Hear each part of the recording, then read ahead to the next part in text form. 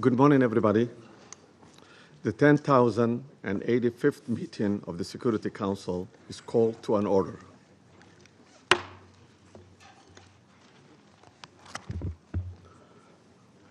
As this is the first formal meeting of the Security Council this year, I should like to extend my warm wishes on the new year to all members of the Security Council, the United Nations, and the Secretariat.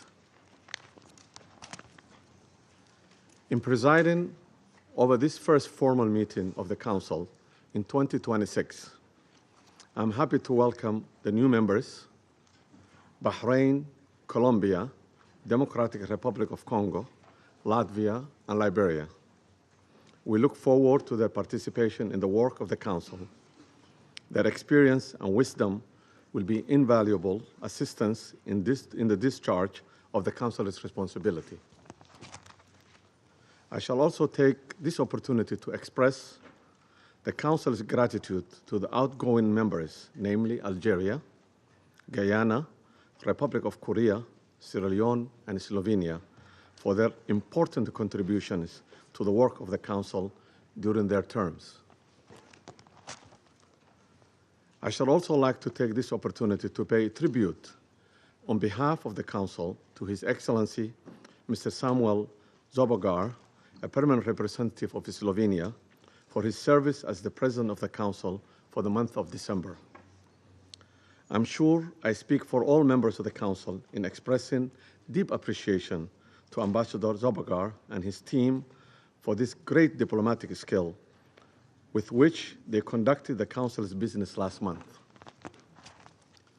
The provisional agenda of this meeting is the threat to international peace and security. The agenda is adopted. In accordance with Rule 37 of the Council's Provisional Rules of Procedure, I invite the representatives of Argentina, Brazil, Chile, Cuba, Eritrea, Islamic Republic of Iran, Mexico, Nicaragua, Paraguay, South Africa, Spain, Trinidad and Tobago, Uganda, and the Bolivarian Republic of Venezuela to participate in this meeting. It's so decided.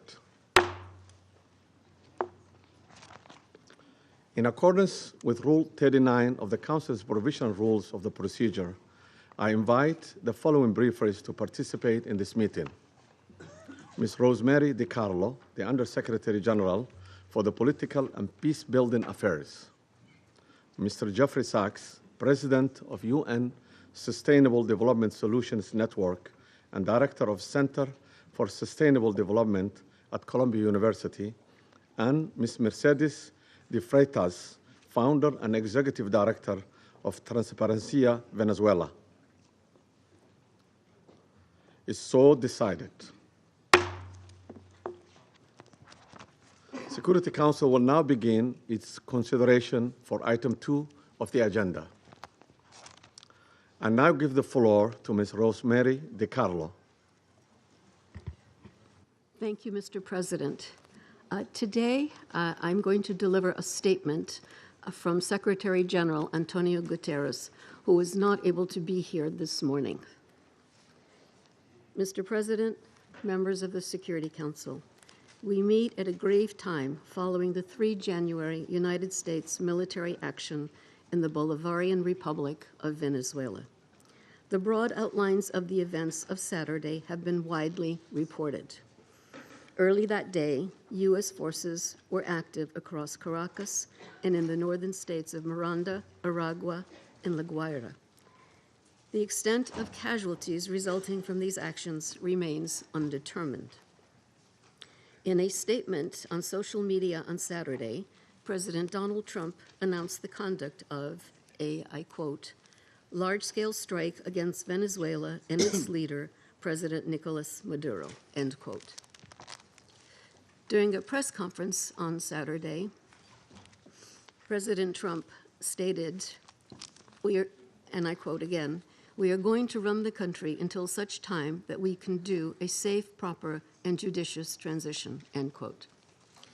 The government of Venezuela has characterized the United States action as a military aggression carried out in civilian and military areas and as a flagrant violation of the Charter, posing a threat to international and regional peace and security. As we speak, President Maduro is being held in New York, accused by U.S. authorities, along with his wife, Celia Flores, of serious criminal offenses. What is less certain is the immediate future of Venezuela. I am deeply concerned about the possible intensification of the instability in the country, the potential impact on the region, and the precedent it may set for how relations between and among states are conducted.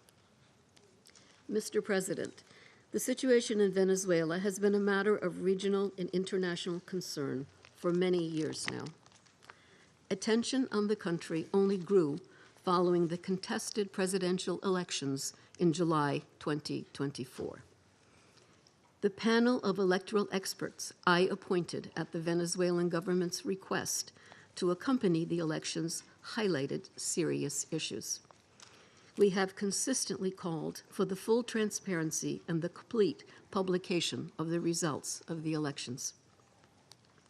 As reported to the Council on 23 December, the Office of the High Commissioner for Human Rights has cataloged serious violations.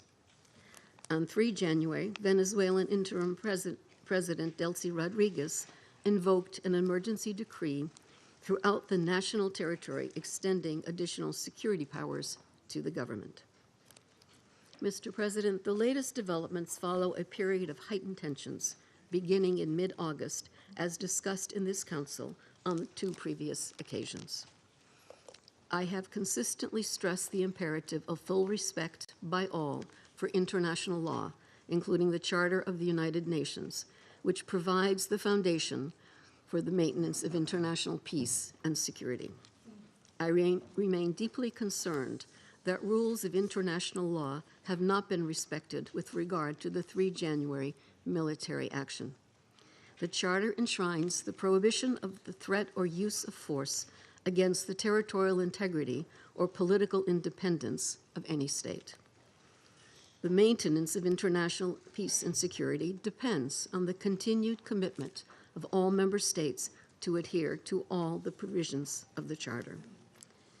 Mr. President, Venezuela has experienced decades of internal instability and social and economic turmoil. Democracy has been undermined. Millions of its people have fled the country. The situation is critical, but it is still possible to prevent a wider and more destructive conflagration. I call on all Venezuelan actors to engage in an inclusive, democratic dialogue in which all sectors of society can determine their future. This entails the full respect of human rights, the rule of law, and the sovereign will of the Venezuelan people. I also urge Venezuela's neighbors and the international community more broadly to act in a spirit of solidarity and in adherence to the principles, laws, and rules erected to promote peaceful coexistence. I welcome and am ready to support all efforts aimed at assisting Venezuelans in finding a peaceful way forward. Mr. President, Excellencies, in situations as confused as complex as the one we now face, it is important to stick to principles. Respect for the UN Charter and all other applicable legal frameworks to safeguard peace and security. Respect for the principles of sovereignty, political independence, and territorial integrity of states. The prohibition of the threat or use of force. The power of the law must prevail. International law contains tools to address issues such as illicit traffic in narcotics, disputes about resources, and human rights concerns. This is the route we need to take. Thank you, Mr. President. I thank Ms. DiCarlo for her briefings. I now give the floor to Mr. Jeffrey Sachs. Mr. President, distinguished members of the Security Council, the issue before the Council today is not the character of the government of Venezuela. The issue is whether any member state, by force, coercion, or economic strangulation, has the right to determine Venezuela's political future or to exercise control over its affairs. This question goes directly to Article 2, Section 4 of the United Nations Charter, which prohibits the threat or use of force against the territorial integrity or political independence of any state. The Council must decide whether that prohibition is to be upheld or abandoned. Abandoning it would carry consequences of the gravest kind. Let me offer some background. Since 1947, the United States foreign policy has repeatedly employed force, covert action, and political manipulation to bring about regime change in other countries. This is a matter of carefully documented historical record. In her book, Covert Regime Change, political scientist Lindsay O'Rourke documents 70 attempted U.S. regime change operations between 1947 and 1989 alone. These practices did not end with the Cold War. Since 1989, major United States regime change operations undertaken without authorization by the Security Council have included, among the most consequential, Iraq 2003, Libya 2011, Syria beginning in 2011, Honduras 2009, Ukraine 2014, and Venezuela from 2002 onward. The methods employed are well established and well documented. They include open warfare, covert intelligence operations, instigation of unrest, support for armed groups, manipulation of mass and social media, bribery of military and civilian officials, targeted assassinations, false flag operations, and economic warfare. These measures are illegal under the UN Charter, and they typically result in ongoing violence, lethal conflict, political instability, and deep suffering of the civilian population. The recent U.S. record with respect to Venezuela is also clear. In April 2002, the U.S. knew of and approved an attempted coup against the government. In the 2010s, the United States funded civil society groups actively engaged in anti-government protests. When the government cracked down on the protests, the U.S. followed with a series of sanctions. In 2015, President Barack Obama declared Venezuela to be, and I quote, an unusual and extraordinary threat to the national security and foreign policy of the United States. In 2017, at a dinner with Latin American leaders on the margin of the UN General Assembly, President Trump openly discussed the option of the U.S. invading Venezuela to overthrow the government. During 2017 to 2020, the United States imposed sweeping sanctions on the state oil company PDVSA. Oil production fell by 75% from 2016 to 2020, and the real GDP per capita declined by 62%. The UN General Assembly has repeatedly voted overwhelmingly against such unilateral coercive measures. Under international law, only the Security Council has the authority to impose such measures. On the 23rd of January 2019, the United States unilaterally recognized Mr. Juan Guaido as interim president, and a few days later froze approximately $7 billion of Venezuelan sovereign assets held abroad and gave the designated authority over certain of these assets. These actions form part of a continuous U.S. regime change effort spanning more than 2 decades. In the past year, the United States has carried out bombing operations in 7 countries, none of which were authorized by the UN Security Council, and none of which were undertaken in lawful self-defense under the Charter. The targeted countries include Iran, Iraq, Nigeria, Somalia, Syria, Yemen, and now Venezuela. In the past month, President Trump has issued direct threats against 6 UN member states, including Colombia, Denmark, Iran, Mexico, Nigeria, and of course, Venezuela. Members of the Council are not called upon to judge Nicolas Maduro. They are not called upon to assess whether the recent U.S. attack and ongoing naval quarantine results in freedom or in subjugation. Members of the Council are called upon to defend international law and specifically the UN Charter. The realist school of international relations, articulated most brilliantly by John Mearsheimer, accurately describes the condition of international anarchy as the tragedy of great power politics. Realism is therefore a description, not a solution for peace. Its own conclusion is that anarchy leads to tragedy. In the aftermath of World War I, the League of Nations was created to end the tragedy through the application of international law. Yet the world's leading nations failed to defend international law in the 1930s, leading to renewed global war. The United Nations emerged from that catastrophe as humanity's second great effort to place international law above international anarchy. In the words of the Charter, the UN was created, quote, to save succeeding generations from the scourge of war, which twice in our lifetime has brought untold sorrow to mankind. Given that we are in the nuclear age, failure cannot be repeated. Humanity would perish. There would be no third chance. To fulfill its responsibilities under the Charter, the Security Council should immediately affirm the following actions. The United States shall immediately cease and desist from all explicit and implicit threats or use of force against Venezuela. The United States shall terminate its naval quarantine and all related coercive military measures undertaken in the absence of authorization by the UN Security Council.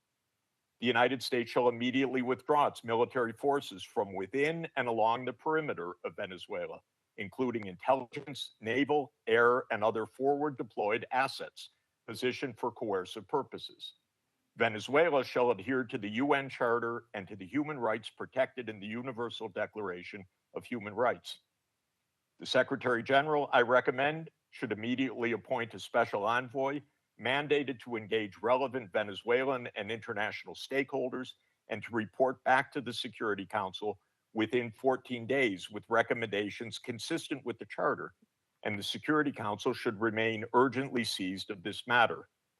All member states should refrain from unilateral threats, coercive measures, or armed actions undertaken outside the authority of the UN Security Council. In closing, Mr. President and distinguished members of the Council, peace and the survival of humanity depend on whether the United Nations Charter remains a living instrument of international law or is allowed to wither into irrelevance. That is the choice before this Council today. Thank you very much. I thank Mr. Sachs for his briefings. I now give the floor to Ms. Mercedes de Freitas.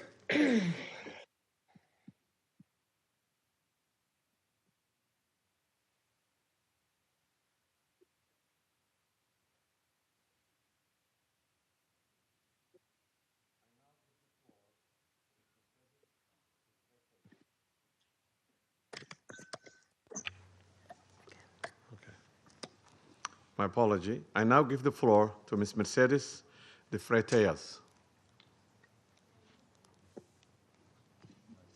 Good morning. I speak in Spanish. Please give the translation. Buenos días, embajadores, Good morning, representantes de estados y ambassadors, gobiernos. Gracias representatives por esta of oportunidad. states and governments. Thank you very much for giving me this opportunity to speak. Sí, sí, no me escuchan. Can you hear me? Aló, aló, ¿me Can you escuchan? hear me? ¿Me We can escuchan? hear you, Disculpe, yeah. ya estoy aquí. Excuse me. Yes, we can hear you. Good morning. I speak in Spanish. Buenos días, señores embajadores, Good morning, representantes de ambassadors, estados. representatives Gracias por esta of oportunidad heads of de state and presentar los government. resultados Thank de you investigaciones que to desde Transparencia enable me to Venezuela tell you something about Transparency hemos estado Venezuela, desarrollando para the work that we have been doing. Para la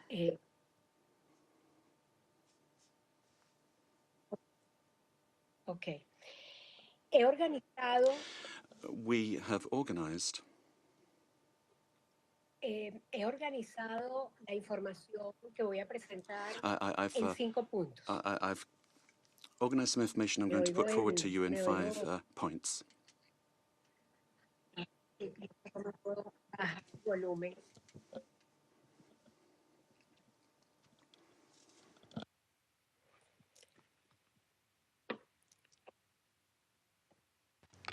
Bueno, he Continue. organizado la información que voy a presentarles en 5 puntos I've para arranged the aprovechar los information I'm pocos going minutos que to tengo. give to you in Punto around número 5 uno. points. Let me make La the red most de of my gran time. corrupción First of transnacional all, de origen one, venezolano the tiene presencia con empresas, corruption propiedades in y actividades en Venezuela 73 países del mundo. is seen in Hemos 73 countries of the organizado world. We have cientos de organized, casos que we've hemos seen documentado hundreds a of lo largo cases de that los we have años. documented over Más the de years, 500 y 600 casos en more than diferentes 500, países. 600 cases in Solo various en los countries. sistemas de justicia. Continue. We can hear you. Go ahead. Continue.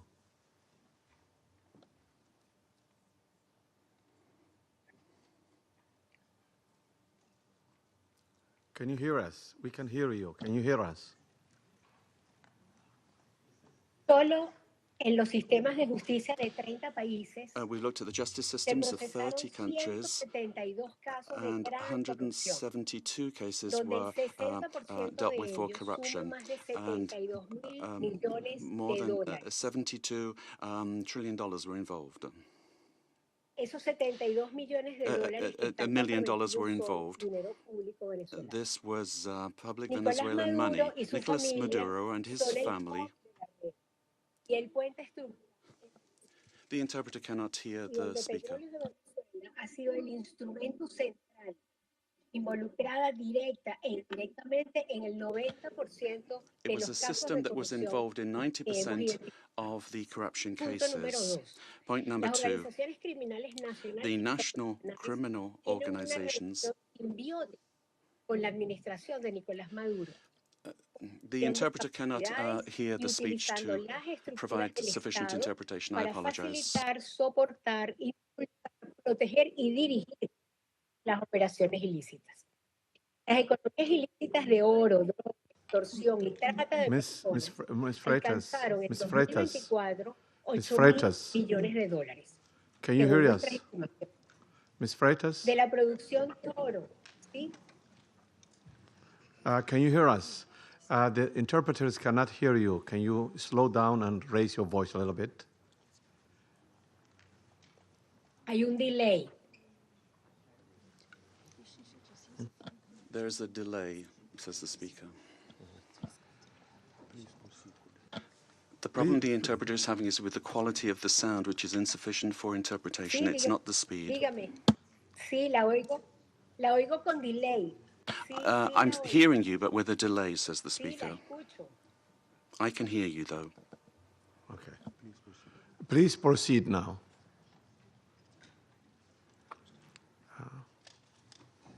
Ok, perfecto. Very well. El punto número 2. Las Point organizaciones 2. criminales nacionales e internacionales National and international criminal organizations tienen una relación simbiótica con la have a administración de Nicolás symbiotic Maduro, relationship with the regime of Nicolas Maduro, sharing capacity, using the state structures to facilitate impulsar, proteger y dirigir las their work operaciones and to ilícitas. protect Las illicit economías ilícitas operations de oro, de in drogas, gold, for example, extorsión drugs, y trata de extortion, personas, and human trafficking. alcanzaron, según nuestras estimaciones, And according to our estimates, 8.200 mil millones de dólares.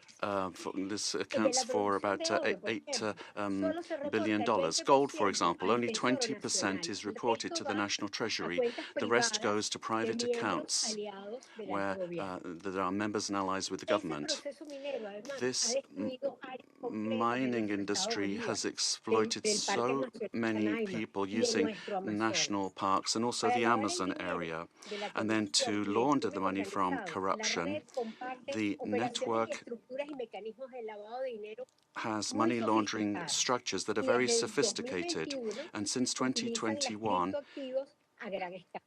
El punto 3. they've been involved in this work. La gran 3, corrupción y los ilícitos great son una de corruption las razones de reducción de los ingresos del Estado has led y to a por ende del decrease in the gasto income público, of the del state and empleo de therefore calidad, public de los servicios expenditure, básicos, and therefore de la affecting the quality economía of del basic país tiene services. crisis aguda desde The hace current décadas. economy Tampoco is hay in dinero para crisis. pagar la There's deuda, no que hoy money suma either to service the 167 debt. mil millones de dólares que tiene a Venezuela en cesación de pagos selectivos en un default técnico desde el although 2017, Venezuela has been in donde el primer technical acreedor default es since China, al que 2017. aún le debemos más de 15.000 millones de dólares.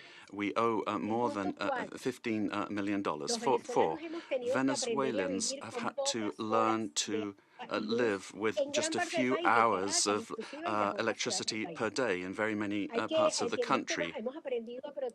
And we've learned to protect ourselves from daily extortion from the armed Colombian groups or the organized crime groups, but also elements of the state. So many families only have one meal per day below the calories that they need, affecting their nutrition, which is getting worse day by day. Humanitarian programs are not sufficient.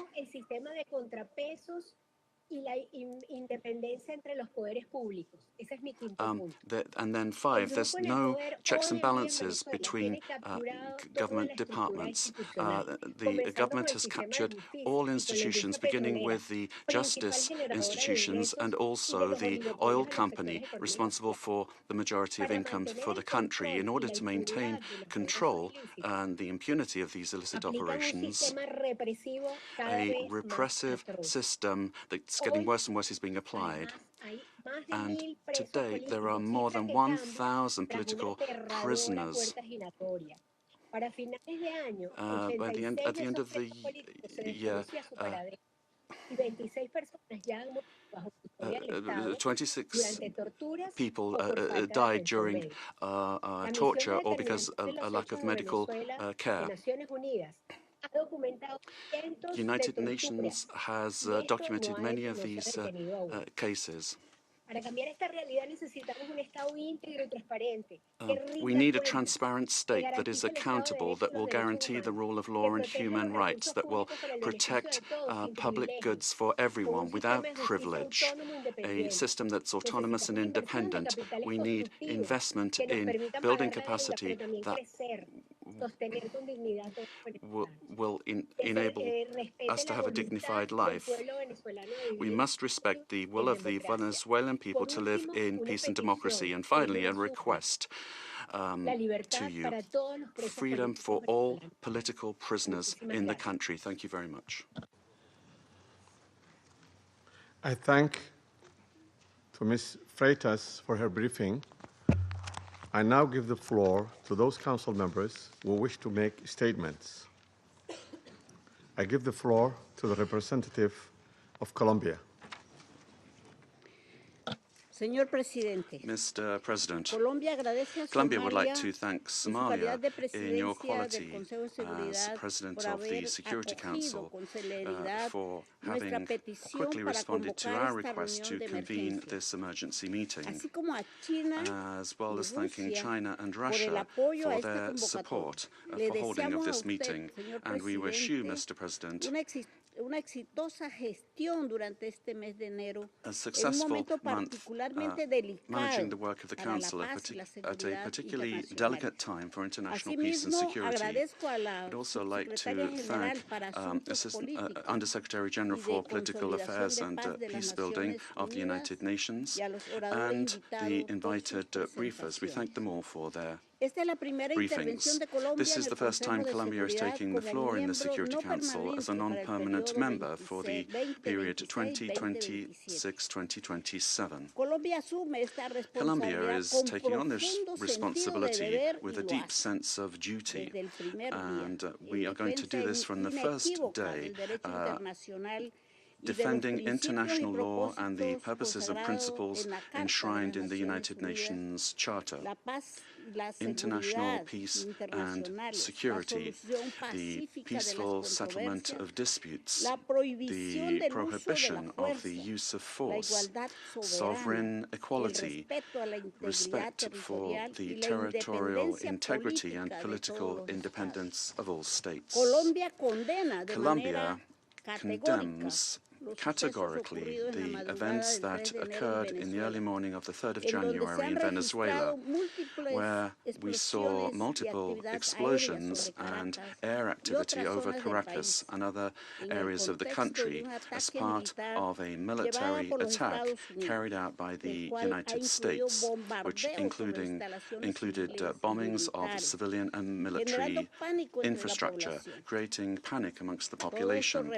All of this represents clear violations of the sovereignty, political independence, and the territorial integrity of Venezuela. There is no justification whatsoever under any circumstances for the unilateral use of force to commit an act of aggression. Such actions constitute a serious violation of international law and the United Nations Charter, including the prohibition on the use or the threat of the use of force, the principle of the respect for sovereignty and the full authority of states over their territory, including their natural resources, the territorial integrity of states, and the principles of collective defense, particularly when they directly endanger the population and civilian assets. Defending these principles is not an option. Indeed, it's a common obligation that we have in order to preserve international peace and security. We need to remember that the provisions of the Charter allow for the use of force only under exceptional circumstances, in legitimate defense in the face of an armed attack, or when there is an express authorization by this Council in accordance with Chapter 7. And even in those cases, this does not amount to assuming political control of another state. In this regard, we reject any unilateral military action, any act that could worsen the situation or endanger the civilian population, and we would call for a de-escalation and non-resort to the use of force, which endangers people finding themselves in this delicate situation. They must be the absolute priority. We have learned from our experience that the civilian population is always the one that pays the highest price in armed conflict. Mr. President, Latin America and the Caribbean have proclaimed themselves to be a zone of peace, and this collective commitment and will of our region must be respected. Unilateral action that is contrary to international law endangers regional stability, increases insecurity, and worsens the already complex conditions being faced by the civilian population, with devastating effects that will transcend the sovereign borders of Venezuela to have a direct impact on countries of the region, such as Colombia. In order to act preventively, Colombia has engaged in measures to protect the civilian population and preserve the stability of the border, addressing the possible needs of the population, particularly the migrant population, in coordination with local authorities. Colombia has been and will continue to be show solidarity in receiving the Venezuelan people who, given the uncertainty created by these attacks, this may lead to a massive outflow of migration, which will require significant efforts in terms of resources and capacities to provide the necessary support and assistance to those areas affected by taking in the migrants. Mr. President, these actions that we have seen remind us of the worst interference in our area in the past, in our zone of peace, and calls to mind the commitment that we have as states to resolve our differences peacefully through dialogue and negotiation or other forms of peaceful settlement in full accordance with international law and with its instruments to which we have subscribed at the hemispheric and regional levels, such as the Charter of the Organization of American States. It's also important to understand the dimension of this situation for international peace and security beyond our region, particularly when a permanent member of the Security Council takes the decision to use force and assume control unilaterally of another sovereign state, with the aim, amongst other things, of taking its natural and strategic resources. This is very worrisome for the international community, the international order that was established after the Second World War, and flagrantly violates international law and is in clear contradiction with the United Nations Charter and the very goal for which this council was created. If a country, and particularly a country that is a permanent member of this council, disregards international law that we designed in San Francisco, what then is the role of this council, and where are the foundations for international peace and security? We are accepting that the law and the interests of the strongest prevail over multilateralism and over agreements that we have forged with dialogue and diplomacy in this very chamber. Democracy cannot be promoted or defended through violence or coercion, and it cannot be superseded either by economic interests. Democracy can only be built and sustained through respect for the will of peoples, the reaffirmation of the rule of law, through political dialogue and peaceful and inclusive processes. Venezuela deserves to live in peace, in democracy, prosperity, and dignity, with a government that is defined in sovereignty by no one else than the Venezuelan people and their institutions. This is why Colombia has reiterated its call to open up paths for democracy in Venezuela through specific popular decisions being taken. The importance of preserving peace, respect for international law, and the protection of life and human rights must prevail over anything else. Colombia reaffirms its conviction that working tirelessly under these principles in our new role as a non-permanent member of the Security Council is what we plan to do, and we make ourselves available, our good offices available for a diplomatic way out of the current crisis in this brotherly country. We will meet our responsibility, primary responsibility, to maintain international peace and security. And given the seriousness of the events, we will continue to pay attention to this issue. And we'd also like to thank the Secretary General of the United Nations for providing his good offices to defend the purposes and principles of the United Nations Charter, to activate channels for mediation available to him and facilitate dialogue with the parties concerned, looking in the search for alternatives that will make it possible to find a way out of the situation led by Venezuelans themselves and provide assistance to Venezuelans that need this. In conclusion, we'd urge the parties to exercise maximum caution and restraint, to de-escalate tensions and to follow dialogue and diplomatic channels, and develop mechanisms to avoid continued flagrant violations of international law. This will require the help of the United Nations and of regional organizations. Thank you very much, Mr. President. I thank the representative of Colombia for her statement, and now give the floor to the representative of Russian Federation. Mr. President, first and foremost, we wish to congratulate you on your accession to the presidency of the Security Council. And second, we wish to welcome the newly elected members of the Security Council.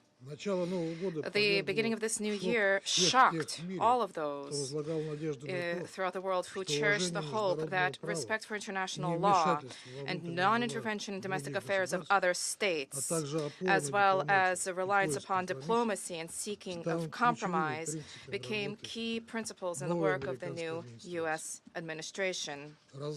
The assault against the leader of Venezuela, compounded by the deaths of dozens of Venezuelan and Cuban citizens, in the eyes of many, has become a harbinger of a turn back to the era of lawlessness and U.S. domination by force, chaos, and lawlessness, which continues to afflict dozens of states in various regions of the world. There is no and can be no justification for the crimes cynically perpetrated by the United States in Caracas. We firmly condemn the U.S. act of armed aggression against Venezuela in breach of all international legal norms.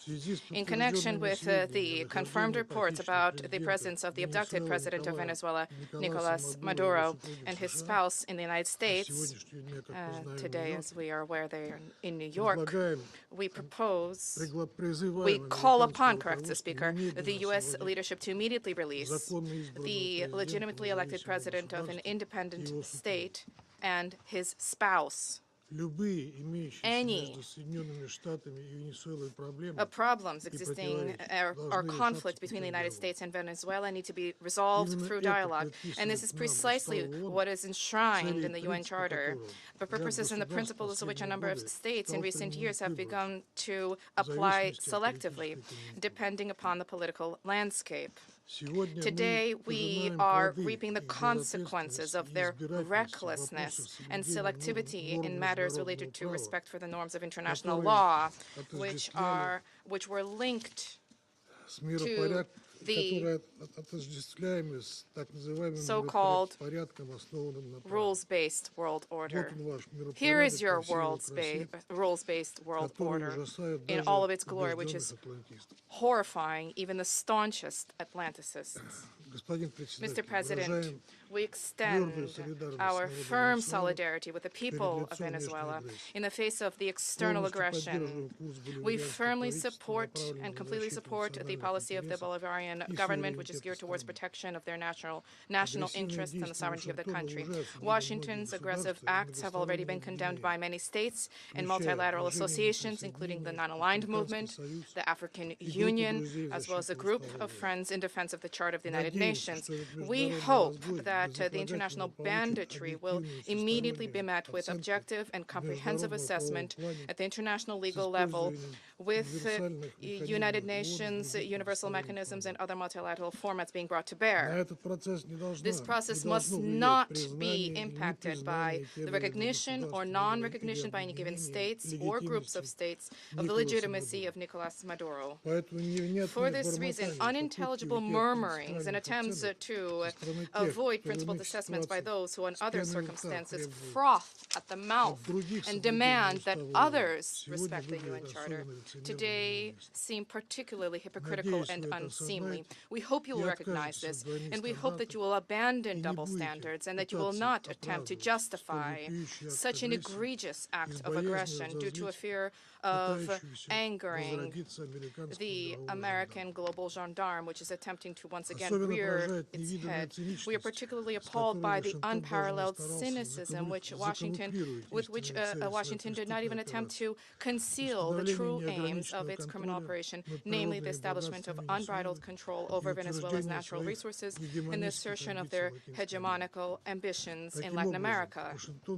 In this way, Washington is generating fresh momentum for neocolonialism and for imperialism, which were repeatedly, decisively condemned and repudiated by the peoples of this region and by the global South as a whole. Distinguished colleagues, under these circumstances, it is exceedingly important for the entire international community to unite and to definitively reject the methods and tools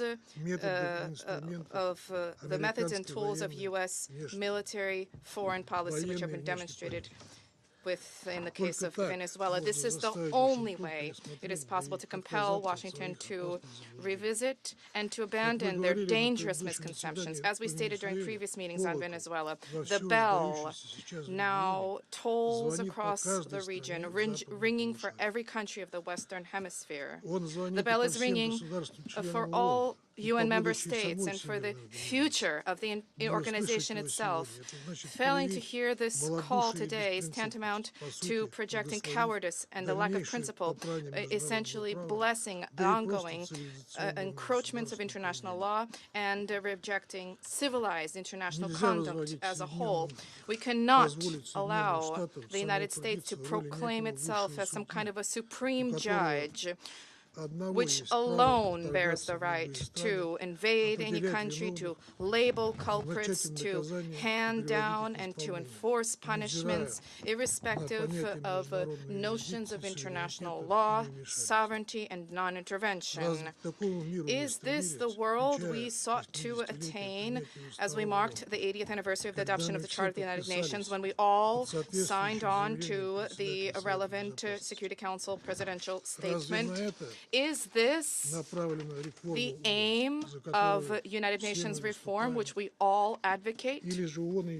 Or has the United Nations and Security Council thereof, do they no longer exist? And is there need now to seek from Washington a patent rule, so to speak? And is the self-determination of every person's and their right to determine their future worthless? These are the questions that we all must address today.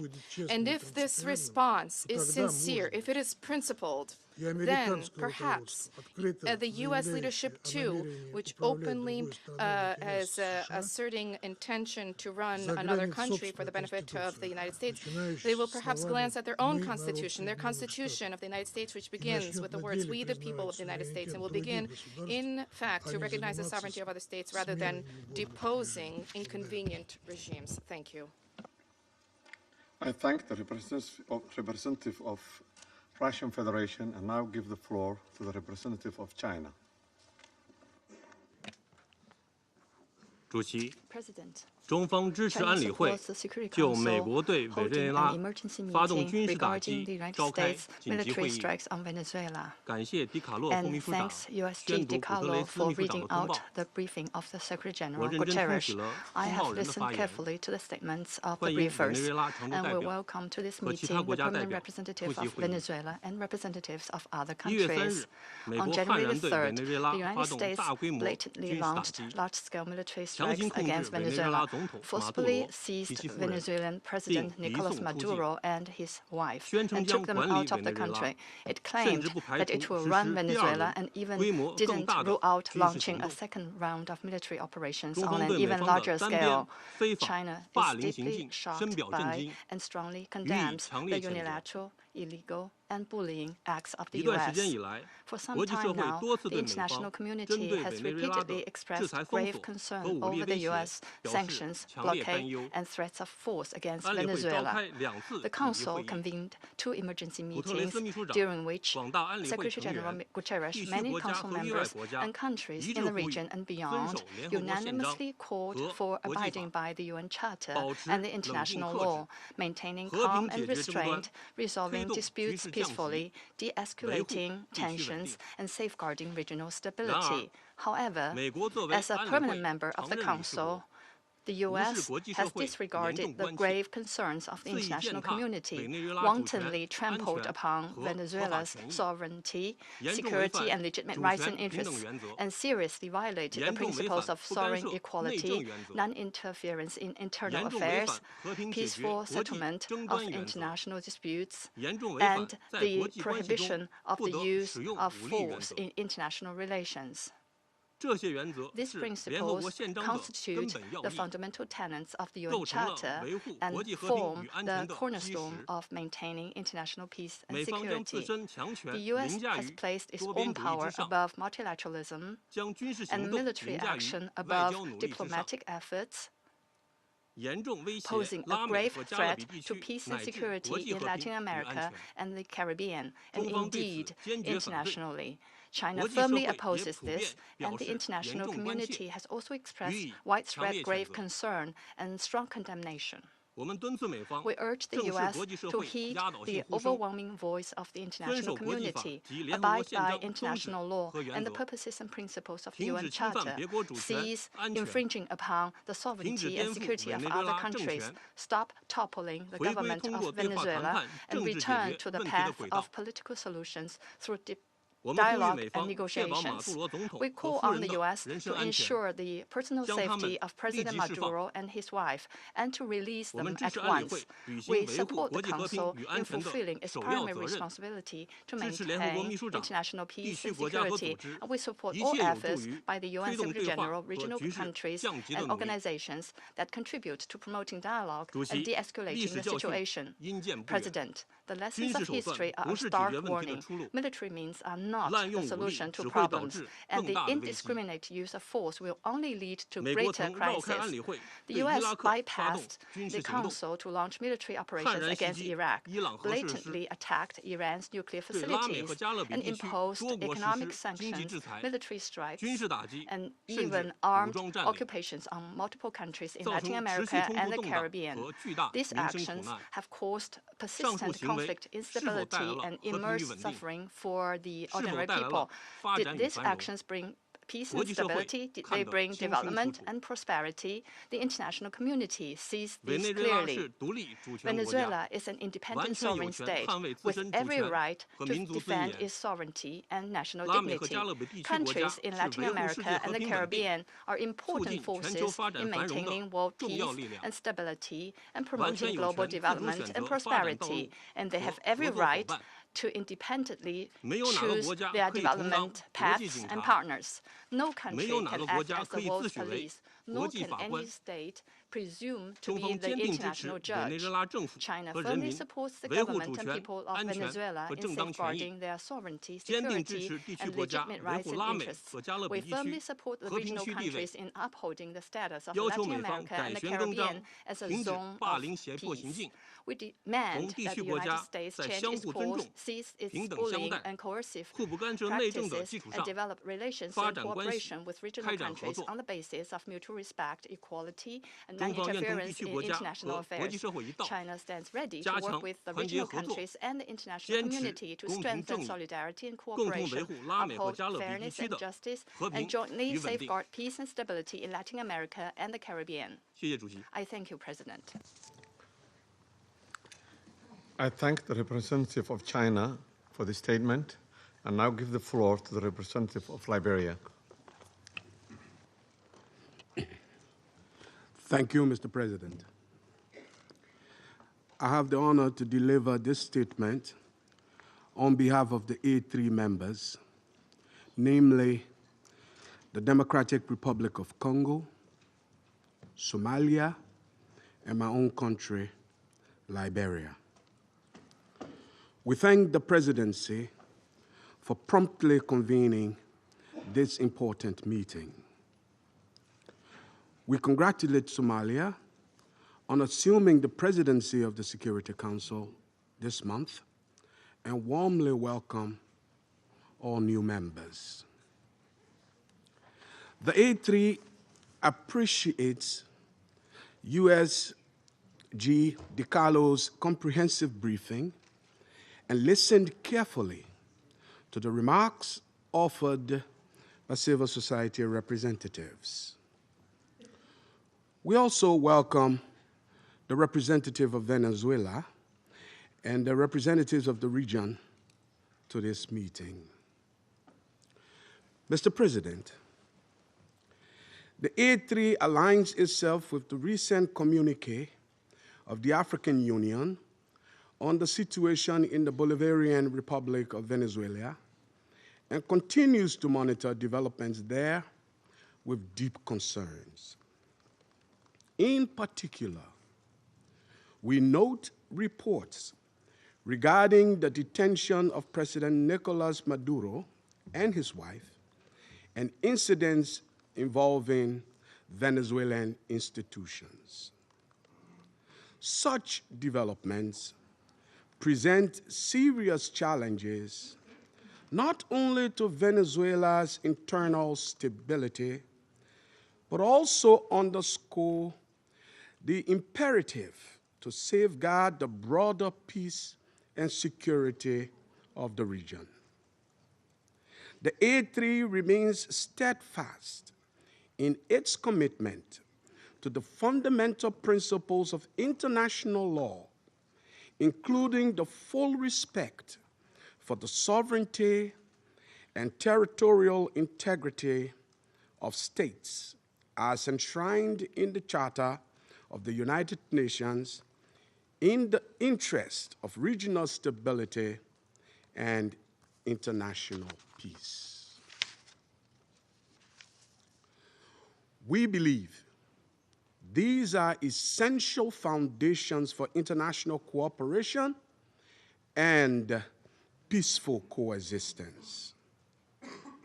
Our position underscores the importance of dialogue, the peaceful settlement of disputes, and respect for constitutional and institutional frameworks.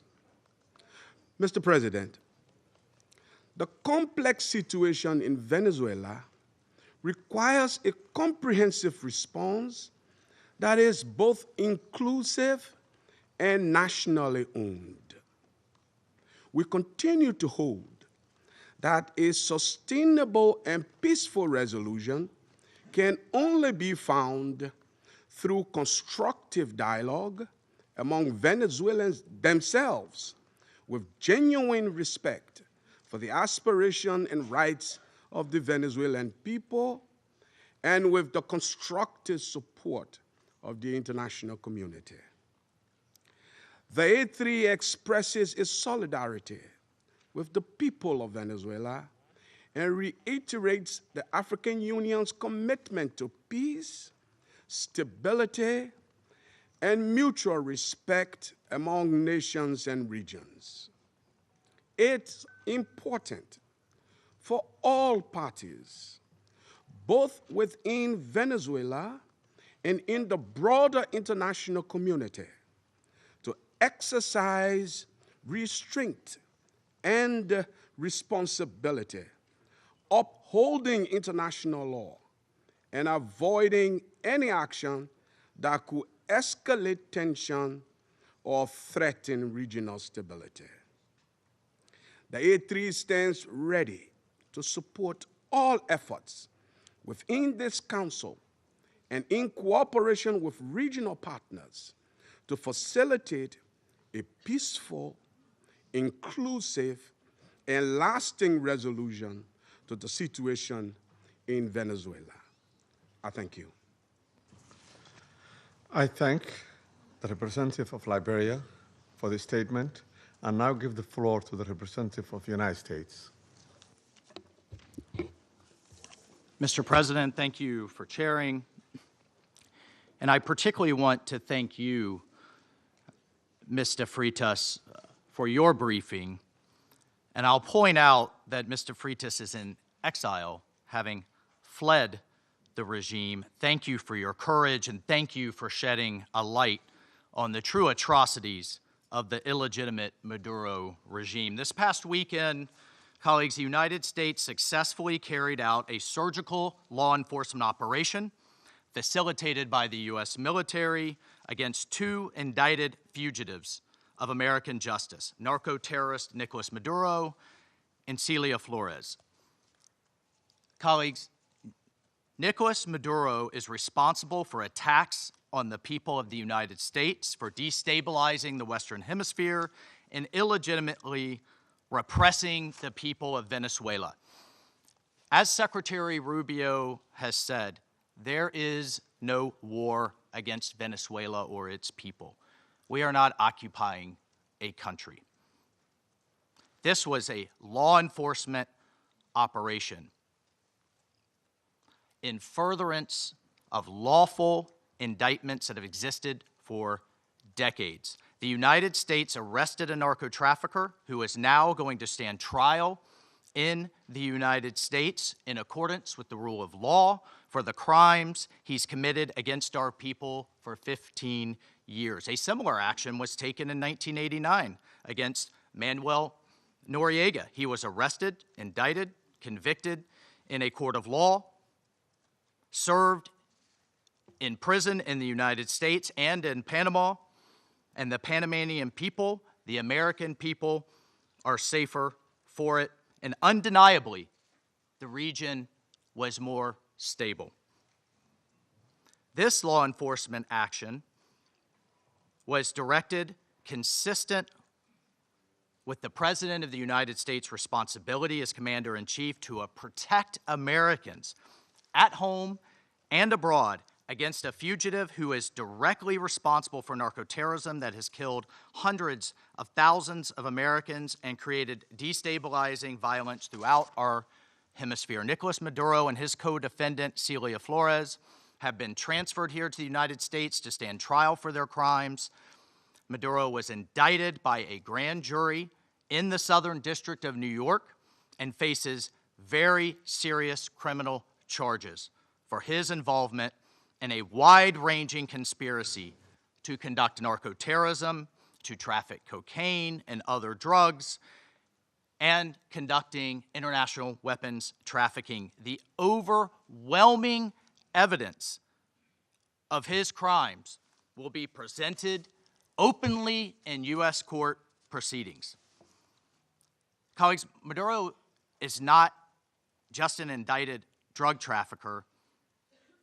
He was an illegitimate so-called president. He was not a head of state. For years, Maduro and his cronies have manipulated Venezuela's electoral system to maintain their illegitimate grip on power. In fact, just 2 years ago in 2024, a UN panel of experts report found that the election in that year was absolutely and completely a farce and fell well short of the most basic transparency and integrity measures essential to upholding credible elections. If the UN and the United Nations in this body confers legitimacy on an illegitimate narco-terrorist and the same treatment in this charter of a democratically elected president or head of state, what kind of organization is this? We should note that over 50 countries, many nations, including the European Union, including a number of Latin American countries in the region, and of course the United States, again, over 50 countries rejected the legitimacy of Maduro's re-election following the disputed 2024 elections and do not recognize him as Venezuela's legitimately elected president. Maduro unlawfully refused to peacefully cede power after the Venezuelan people voted him out of office in the 2024 election. So therefore, Maduro was a fugitive from justice. He is the head of a vicious foreign terrorist organization, Cartel de los Soles. This regime-sponsored enterprise coordinates with and relies on other vicious criminal organizations, namely Tren de Aragua, again, among others, to carry out its objective of using illegal narcotics as a weapon against the United States. And for its part, Tren de Aragua is a designated foreign terrorist organization with thousands of members, many of whom have unlawfully infiltrated the United States and are conducting irregular warfare and undertaking hostile actions against the American people and against the United States. It's terrorizing criminals commit brutal crimes, including murders, kidnappings, extortions, and human, drug, and weapons trafficking. This administration, President Trump, will not stand for it. In fact, in March of 2025, President Trump declared that Tren de Aragua is quote, Tren de Aragua is undertaking hostile actions and conducting irregular warfare against the territory of the United States, both directly and at the direction, clandestine or otherwise, of the Maduro regime in Venezuela. Maduro and his cronies have partnered with some of the most violent and prolific drug traffickers and narco-terrorists in the world for decades, facilitating the flood of illegal drugs coming in the United States, estimated to be several hundred tons annually. He has become rich, incredibly wealthy, off the misery of untold numbers of Americans, Venezuelans, and others, aiding and abetting international terrorist organizations like Hezbollah, coordinating with corrupt Iranian officials, and other malign actors to influence not only the region, but to malignly influence the United States. In fact, in its own 2025 World Drug Report, the United Nations Office on Drugs and Crime identified Venezuela as a key trafficking route in the Western Hemisphere for illegal drugs, predominantly cocaine, entering the United States and increasingly Europe. As Secretary Rubio stated just yesterday, this is the Western Hemisphere. This is where we live, and we're not going to allow the Western Hemisphere to be used as a base of operation for our nation's adversaries and competitors and rivals of the United States. You can't turn Venezuela into the operating hub for Iran, for Hezbollah, for gangs, for Cuban intelligence agents, and other malign actors that control that country. You cannot continue to have the largest energy reserves in the world under the control of adversaries of the United States, under the control of illegitimate leaders, and not benefiting the people of Venezuela, and stolen by a handful of oligarchs inside of Venezuela. But it doesn't stop there. Numerous UN and international human rights organizations have issued reports documenting serious human rights abuses by the Maduro regime, including reports of extrajudicial killings, political prisoners, torture, and arbitrary and unlawful detentions. In fact, over 8 million Venezuelans have fled the country, destabilizing their neighbors in the region and creating the world's largest refugee crisis. Members of this council, colleagues, the United States wants a better future for Venezuela. We believe a better future for the people of Venezuela and for the people of the region and the world is stabilizing the region and making the neighborhood that we live in a much better and safer place. And this is why millions of Venezuelans that have fled this brutal regime are celebrating and cheering around the world as this body pontificates, including those celebrating are including in my home state of Florida, where hundreds of thousands of Venezuelans have fled this regime's brutality. I want to reiterate, President Trump gave diplomacy a chance. He offered Maduro multiple off-ramps. He tried to de-escalate. Maduro refused to take them. President Trump made it clear that the narco-terrorism must stop, and yet it continued. The United States will not waver in our actions to protect Americans from the scourge of narco-terrorism and seeks peace, liberty, and justice for the great people of Venezuela. I thank you, Mr. President. I thank the representative of the United States and now give the floor to the representative of Panama. Gracias, señor presidente. Thank you, Mr. President. Extendemos la más cordial bienvenida I'd like to extend a warm welcome to the representatives of Bahrain, Colombia, Liberia, Latvia, and the Democratic Republic of Congo, and who have joined the Security Council as elected members and who are joining us today in the chamber. And we congratulate Somalia on assuming the presidency of the Security Council. this month. I'd like to thank the Secretary General for Political Affairs, Rosemary DiCarlo, for her detailed report representing Secretary General Antonio Guterres. She's briefed us on the situation under discussion today. We're also very grateful for the very valuable presentations by Mr. Jeffrey Sachs and Ms. Mercedes de Freitas. In this context, the Republic of Panama would like to refer to the situation that has taken place in the territory of the Bolivarian Republic of Venezuela, which is of concern due to its possible impact on peace and regional stability.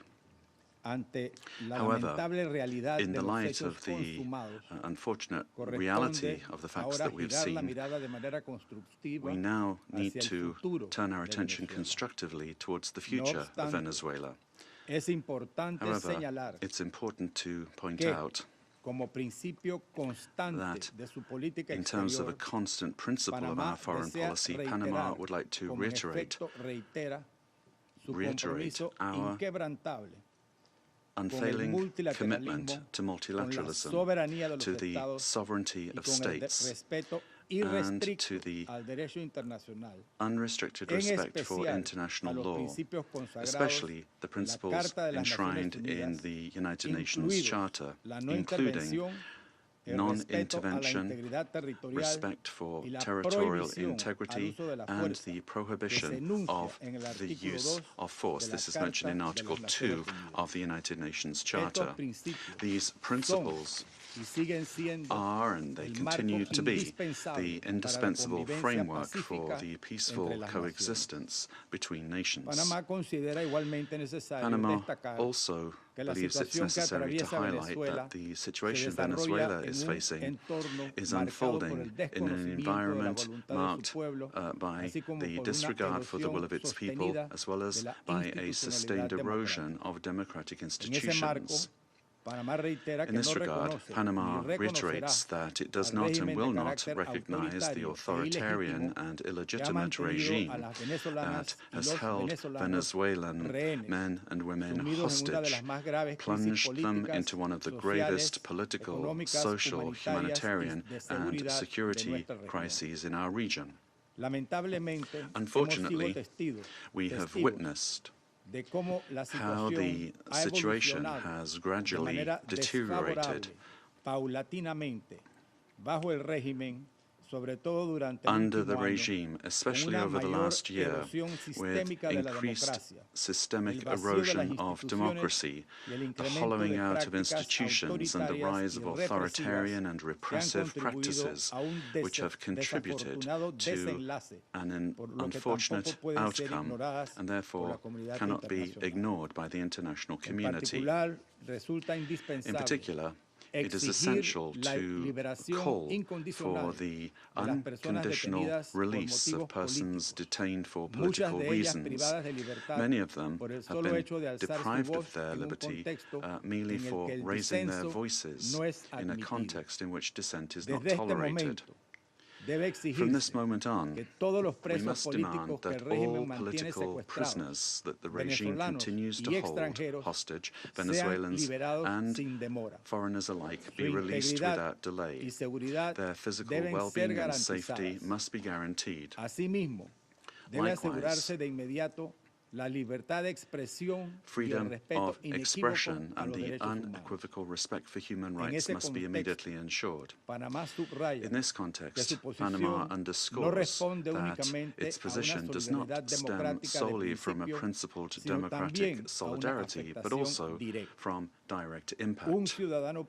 A Panamanian citizen, Mr. Olmedo Núñez, remains arbitrarily detained in Venezuela without formal charges, without due process, without full access to a defense, and without effective consular guarantees. Added to this is the human impact of a multidimensional crisis that has forced around 9 million Venezuelans, men and women, to leave their homes, compelled to live in displacement and vulnerability as a consequence of the institutional and social collapse generated by the regime. A crisis that has had significant regional repercussions, reflected both in the irregular migration flows from south to north of a significant number of Venezuelan nationals, as well as reverse migration movements, including also a lot of Venezuelans, the effects of which are felt particularly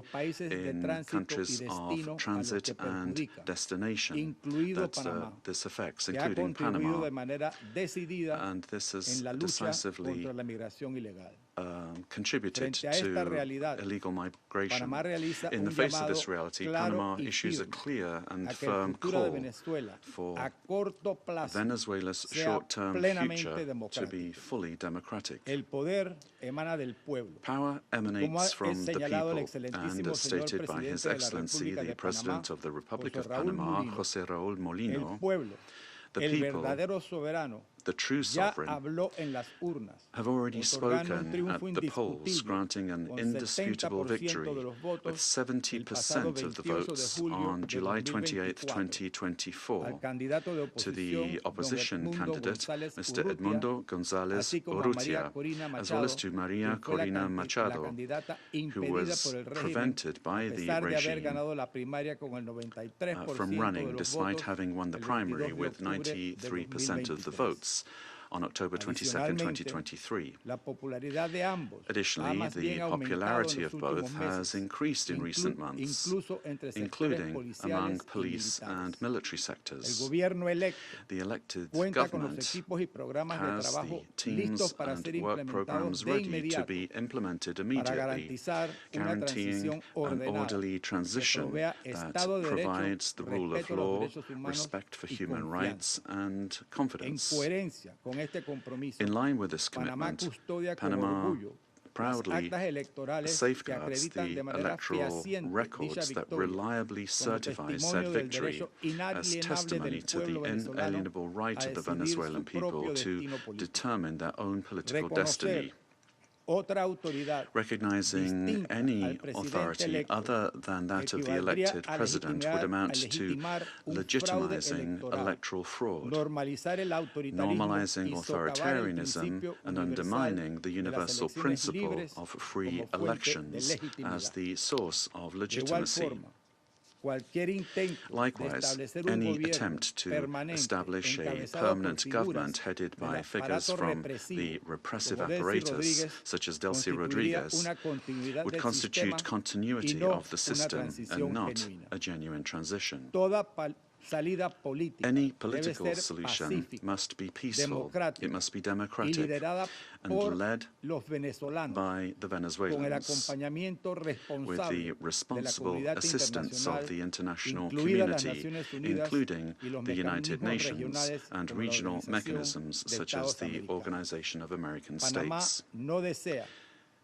Panama does not wish and would like to avoid a scenario in which Venezuela's reality simply evolves into a change from one crisis to another, one crisis replacing another.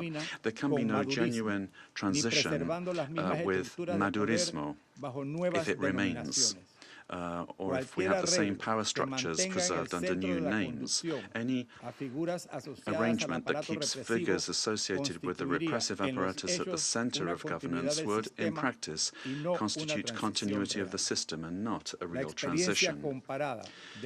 Comparative experience shows that merely nominal transitions tend to prolong conflicts, intensify migratory flows, and perpetuate regional instability to the detriment of international peace and security. Panama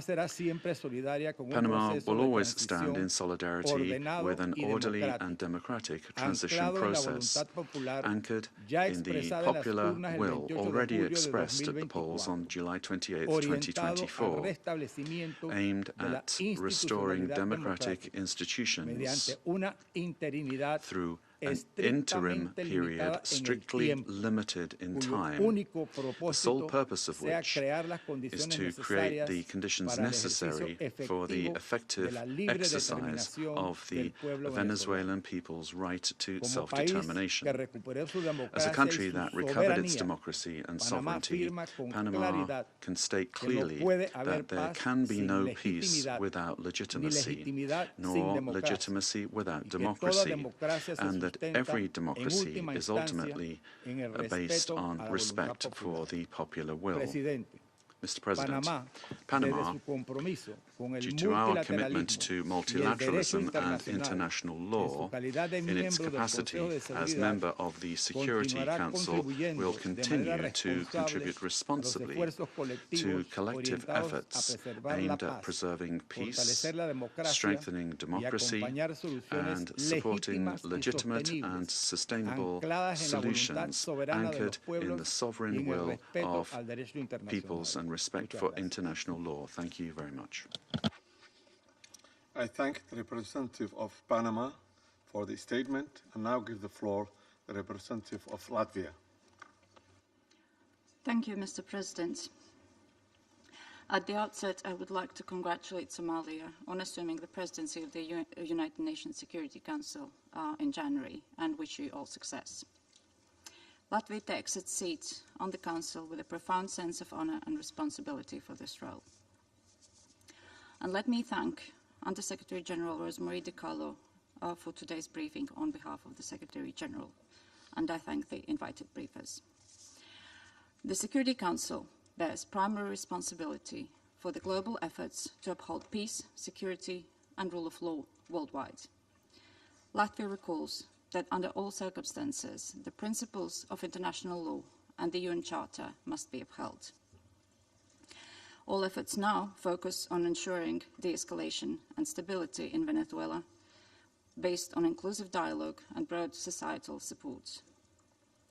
Latvia encourages all relevant actors to prioritize diplomatic efforts and work collectively towards a peaceful, democratic, and sustainable future for Venezuela. Latvia stands in solidarity with the people of Venezuela and their right to freedom and democracy, rights that were not respected by the Muduro regime during 2024 presidential elections and before, and which remain unmet to this day. The regime of Nicolas Maduro was rooted in mass repression, corruption, organized crime, including drug trafficking, and posed a grave threat to security of the region and the world. It has repeatedly violated the UN Charter and undermined international law, including through open support for Russia's aggression against Ukraine. The Maduro regime does not represent the will of the Venezuelan people and has relied on widespread, systematic repressions of human rights across the country to maintain power. 8 million Venezuelans have been forced to flee the country since 2014. Latvia also remains committed to working jointly together with partners to counter global transnational organized crime networks, including in Latin America and Caribbean. Such criminal activities place the lives of countless people at grave risk, particularly women and children. Addressing these challenges requires sustained cooperation in full respect of international law. Latvia continues to closely monitor the situation in Venezuela and stands prepared to continue working with its partners to support a peaceful, democratic, and just transition that reflects the aspirations of the Venezuelan people. And I thank you. I thank the representative of Latvia for her statement and now give the floor to the representative of Denmark. Thank you, Mr. President. And let me also thank Under-Secretary General DiCarlo for her briefing on behalf of the Secretary General. We also listened carefully to the briefing by Ms. de Freitas and Mr. Sachs. Mr. President, Denmark joins the Secretary General in expressing deep concern over the evolving situation in Venezuela. Since this council met to discuss the situation 2 weeks ago, we have seen a drastic escalation, culminating in a large-scale military operation on January 3rd.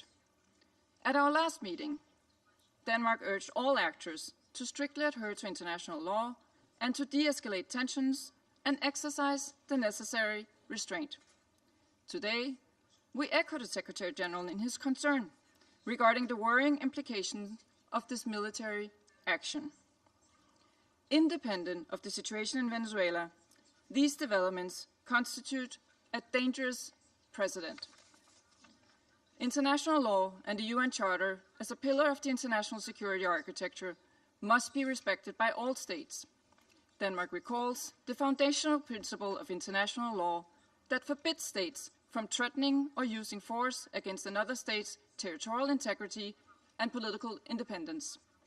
This imperative is enshrined in Article 2, Paragraph 4 of the UN Charter. Members of the UN Security Council have a special responsibility to uphold these principles. The principles of sovereignty, political independence, and territorial integrity must be respected. The inviolability of borders is not up for negotiation. These are universal, sacrosanct principles enshrined in international law. They apply everywhere. Mr. President, once again, Denmark calls on all parties to urgently de-escalate tensions that could threaten peace and stability in the region and beyond. International disputes should be settled by peaceful means, as stated in the UN Charter. We further call on all parties to exercise maximum restraint and to engage in dialogue and diplomacy. Denmark takes note of official statements from the United States government stating that the military operations are to combat drug trafficking and stem the illicit flow of illegal narcotics. Denmark shares the priority of combating organized crime and drug trafficking, while reiterating that counter-narcotic efforts, as all other efforts, must be conducted in strict accordance with international law, including the fundamental rules and principles of the UN Charter. Mr. President, against this backdrop, Denmark wishes to recall our solidarity with the people of Venezuela. Denmark does not recognize Nicolas Maduro as the legitimate president of Venezuela following the lack of transparency and integrity in the 2024 presidential elections, which failed to meet basic democratic standards. In Maduro's attempts to cling to power, his authoritarian regime grew increasingly oppressive.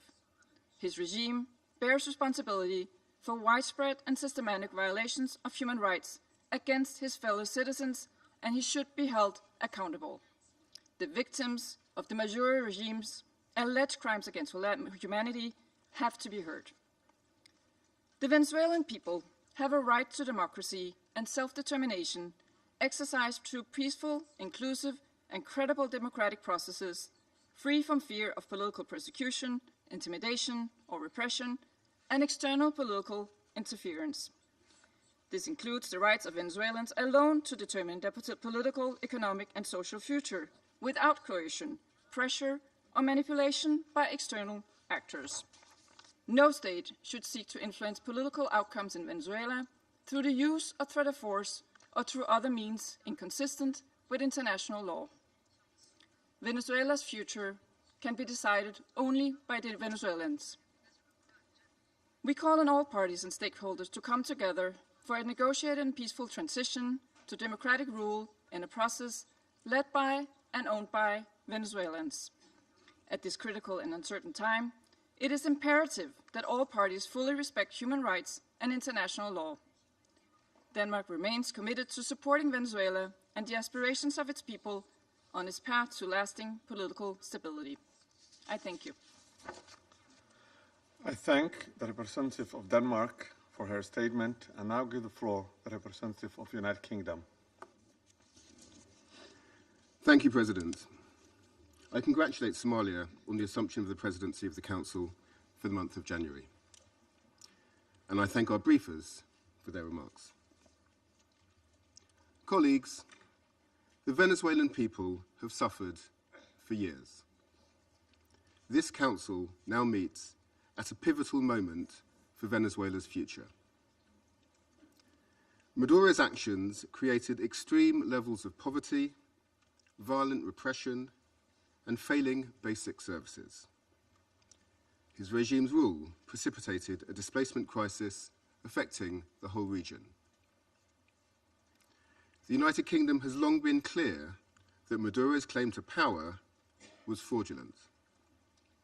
To date, Venezuela's National Electoral Council has failed to publish the full results of the July 2024 presidential elections, and independent domestic and international reports also observed significant irregularities and a lack of transparency. President, the United Kingdom wants to see a safe and peaceful transition to a legitimate government that reflects the will of the Venezuelan people. They deserve a government which reflects their vote at the ballot box and delivers a more stable, prosperous future for all Venezuelans. Finally, President, the United Kingdom reaffirms its commitment to international law and the principles enshrined in the Charter of the United Nations. These foundations are essential for maintaining global peace, security, and the rule of law. I thank you. I thank the representative of the United Kingdom for his statement and now give the floor to the representative of France. Merci, Monsieur le Président. Thank you, Mr. President. Je voudrais d'abord vous féliciter pour votre présidence du Conseil de sécurité au mois de janvier. Je voudrais également remercier Madame Rosemary DiCarlo de nous avoir transmis les éléments du secrétaire général des Nations Unies au sujet du dernier développement intervenu au Venezuela. Monsieur le Président, la France est restée solidaire du peuple vénézuélien dans la crise qu'il traverse depuis de trop nombreuses années, et en particulier depuis l'été 2024. Le 28 juillet 2024, le peuple vénézuélien a exercé son droit de vote de façon pacifique pour déterminer l'avenir de son pays. Son droit à choisir ses dirigeants lui a néanmoins été confisqué par Nicolas Maduro. Faut-il le rappeler? Le processus électoral avait été marqué par de nombreuses irrégularités et le décompte final des voix par une absence flagrante de transparence. Face à l'aspiration démocratique du peuple vénézuélien, Nicolas Maduro a systématiquement répondu à la répression des membres de l'opposition et de la société civile, ainsi que par de multiples détentions arbitraires. La France s'est toujours exprimée avec clarté expressed itself with clarity about the fact that these practices are unacceptable and that respect for human rights must be upheld. Mr. President, the military operation which has led to the capture of Nicolas Maduro runs counter to the principle of peaceful dispute resolution and runs counter to the principle of non-use of force. The proliferation of violations of the Charter of the United Nations and the violations of international law by states vested with responsibility as permanent members of the Security Council chips away at the very foundation of the international order, contravening the principles of the Charter, including the principle of respect for independence and territorial integrity of states, undermines the foundation of the United Nations and weakens international peace and security. France remains faithful and committed to respect for the Charter of the United Nations and of the principle of peaceful dispute resolution. We have an obligation to uphold these principles at all times and in all places. Respect for these principles is indispensable. Mr. President, France wishes to reiterate her commitment to respect for the will of the Venezuelan people. The transition which is currently being opened up for Venezuela Venezuela needs to be peaceful and democratic and carried out in a manner which respects the choice of the Venezuelan people, a sovereign people. This transition must be led by and for the Venezuelans. France stands ready, alongside states in the region and our partners at the European Union, to uphold dialogue with a view to the restoration of the free, democratic expression in Venezuela. We stand ready to support regional stability. This also needs to be the role of the Security Council. Thank you. I thank the representative of France for the statement and now give the floor to the representative of Bahrain. Mr. President, I wish to take this opportunity to congratulate first and foremost the Federal Republic of Somalia on its presidency of the Security Council during this month of January. We wish you every success. We also wish to take this opportunity to thank delegations whose mandate at the Council ended, namely Algeria, Guyana, the Republic of Korea, Sierra Leone, as well as Slovenia. We wish to thank them for their significant contributions to the attainment of the goals and the mission of the Council. I also wish to thank Madam Rosemary DiCarlo, Undersecretary General for Political and Peace-Building Affairs, for her valuable briefing related to the latest developments which have taken place in the Bolivarian Republic of Venezuela, and I wish to thank other briefers as well.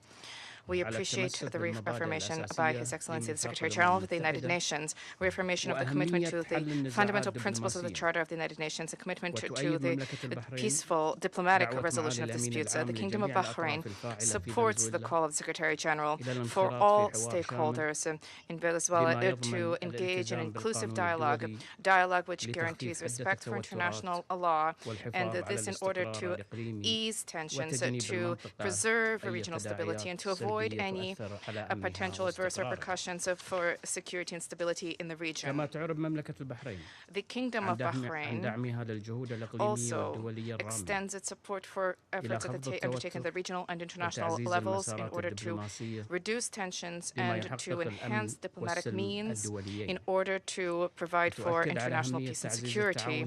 The Kingdom stresses the importance of the promotion of international cooperation in order to support all regional and international efforts which are geared towards combating international organized crime, trafficking in drugs, as well as scourges which are related to this. This undermines the stability of societies, undermines achievement of sustainable development. Therefore, these issues need to be dealt with in accordance with international relevant conventions. By way of conclusion, the Kingdom of Bahrain reaffirms our support for regional and international efforts to achieve a political, lasting solution in the Bolivarian Republic of Venezuela. This needs to be achieved through regional cooperation and with respect for national sovereignty. The goal is to provide for security and stability in Venezuela, to avoid risks of conflict and division, to protect civil peace, and to contribute to the preservation of regional security and stability, as well as international peace and security. Thank you, Mr. President. I thank the representative of Bahrain for the statement and now give the floor to the representative of Pakistan. Thank you, Mr. President. Allow me to begin by congratulating Somalia on its assumption of the presidency for this month and assuring you of my delegation's full support and cooperation. We welcome the new members joining the Council. I thank Undersecretary General Rosemary DiCarlo for reading out the remarks of the Secretary General and the valuable briefing. We also take note of the views shared by Mr. Jeffrey Sachs and Ms. Mercedes de Freitas. I welcome the participation of the permanent representative of Venezuela alongside the representatives of other countries from the region and beyond in the meeting. Mr. President, Pakistan views the recent developments in Venezuela with profound concern. In a world already beset by multiple crises, escalating tensions and instability in the Caribbean do not augur well for regional and international peace and security. The UN Charter enjoins us to refrain from the threat or use of force against the territorial integrity or political independence of any state. The UN Charter also binds member states to sovereign equality, non-interference in the internal affairs of others, and settlement of international disputes by peaceful means. Unilateral military action contravenes these sacrosanct principles and the doctrine of sovereign immunity. Such actions set dangerous precedents that risk eroding the foundations of the global legal framework. They also fuel instability, which, as history has shown time and again, can lead to unpredictable and uncontrollable outcomes for years to come. Mr. President, at this critical juncture, the path forward must be one of dialogue and diplomacy. Durable solutions to political differences can only be found through peaceful means, with full respect for the will of the Venezuelan people, free from any external interference. We hope that Latin American and the Caribbean region, as a zone of peace, will remain free from conflict and confrontation and continue its march towards enhanced regional cooperation and improved prosperity for the people. We urge all parties to exercise maximum restraint, de-escalate tensions, pursue peaceful coexistence, refrain from any actions that could exacerbate the volatile situation, and engage in dialogue, including by utilizing the sincere offers of mediation. The good offices of the Secretary General also always remain available for that purpose. Lastly, Mr. President, I affirm Pakistan's commitment to contributing constructively to the discharge of the Security Council's primary responsibility for addressing the threat to international peace and security by diffusing tensions, promoting pacific settlement, and upholding respect for international law and the UN Charter. Peace and stability of Venezuela and the welfare and prosperity of its people, with full ownership, must be the overriding objective of all efforts. I thank you. I thank the representative of Pakistan for the statement and now give the floor to the representative of Greece. Thank you, Mr. President. At the outset, I would like to congratulate Somalia for assuming the presidency of the Council for the month of January, and I would like to welcome the newly elected members joining the Council. I would also like to thank USG DiCarlo for her briefing on behalf of the Secretary General, as well as Mr. Sachs and Ms. De Freitas for their remarks. Mr. President, Greece is closely monitoring developments in Venezuela. We urge all actors to exercise maximum restraint and to refrain from actions that would deepen the crisis and undermine prospects for peace and stability. Greece reiterates that the Charter of the United Nations and international law, including human rights law, must always be respected. We also recall the obligation of all parties to protect civilians, especially in times of heightened tensions. Greece shares the priority of combating transnational organized crime and drug trafficking, which pose a significant security threat worldwide. We reiterate that these challenges should be addressed through sustained cooperation in full respect of international law. Mr. President, Greece firmly believes that dialogue and diplomacy are the only viable tools for a peaceful transition and a sustainable resolution of the crisis. We join the Secretary General in encouraging all actors in Venezuela to engage in inclusive and meaningful dialogue in full respect of human rights, democratic principles, and the rule of law. We have long been clear that Nicolas Maduro's and illegitimate president's claim to power lacks legitimacy. Greece has not recognized the results of the rigged elections of July 28, 2024, and has always supported initiatives aimed at achieving a democratic solution for Venezuela. We stand firmly with the people of Venezuela in their pursuit of a democratic future, and we express the hope that the recent events will lead to this effect. The voices of all Venezuelans need to be heard, and they deserve governance that reflects their will through peaceful and inclusive processes. In this spirit, we will continue to support efforts aimed at achieving a peaceful, negotiated transition that ensures the will of all Venezuelans is fully respected. Greece stands ready to support all regional and international efforts aimed at the peaceful resolution of the crisis in line with the Charter of the United Nations and international law.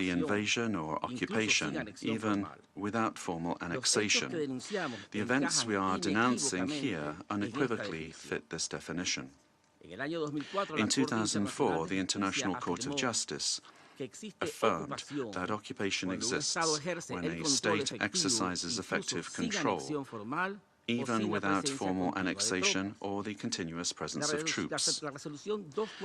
Security Council Resolution 242, for its part, emphasizes that the acquisition of territory by force is inadmissible while General Assembly Resolution 2625 establishes that the territory of a state shall not be subject to military occupation as a result of the use of force in contravention of the UN Charter. Allowing such acts to go without an effective answer would amount to normalizing the replacement of law by might, while eroding the very foundations of the collective security system. Today, it is not only Venezuela's sovereignty that is at stake, the credibility of international law, the authority of this organization, and the validity of the principle that no state can set itself up as a judge, party, and executor of the world order are also at stake. Mr. President, we cannot ignore a central element of this U.S. aggression. Venezuela is the victim of these attacks because of its natural resources. Our country's oil, energy, strategic resources, and geopolitical position have historically been factors of greed and external pressure. When force is used to control resources, impose governments, or redesign states, we are faced with a logic that harks back to the worst practices of colonialism and neocolonialism. Accepting such a logic would mean to open the door to a deeply unstable world in which countries with greater military capacities can decide by force the political and economic destinies of other states. This scenario not only threatens Venezuela, it threatens international peace and security as a whole. If the kidnapping of a head of state, the bombing of a sovereign country, and the open threat of further armed action are tolerated or downplayed, the message sent to the world is a devastating one, namely that the law is optional and that force is the true arbiter of international relations. Venezuela firmly believes in diplomacy, dialogue, and peaceful coexistence among nations. That has always been our historical position, and it remains so today, even in the face of an aggression of this magnitude. It is precisely that commitment to peace, the one that was violated on the 3rd of January. Therefore, Venezuela urges the Security Council to fully assume its responsibility and to act in accordance with the mandate conferred upon it by the Charter of the United Nations. In that regard, we request, A, that the government of the United States of America be demanded to fully respect the immunities of President Nicolas Maduro and First Lady Celia Flores, as well as their immediate release and safe return to Venezuela. 2, that the use of force against the Bolivarian Republic of Venezuela be clearly and unequivocally condemned.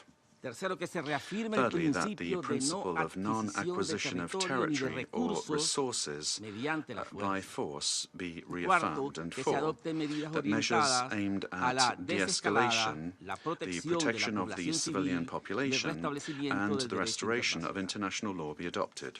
Mr. President, in spite of the seriousness of the events, Venezuela would like to inform this body and the international community that its institutions are functioning normally, that constitutional order has been preserved, and that the state exercises effective control over all of its territory. In accordance with our Constitution, Executive Vice President Delcy Rodriguez is being sworn in as acting President of the Republic, thereby guaranteeing institutional continuity, stability, and internal peace. We wish to convey a message of serenity, confidence, and hope to the Venezuelan people. Venezuela is a nation that believes in peace, work, and dignity.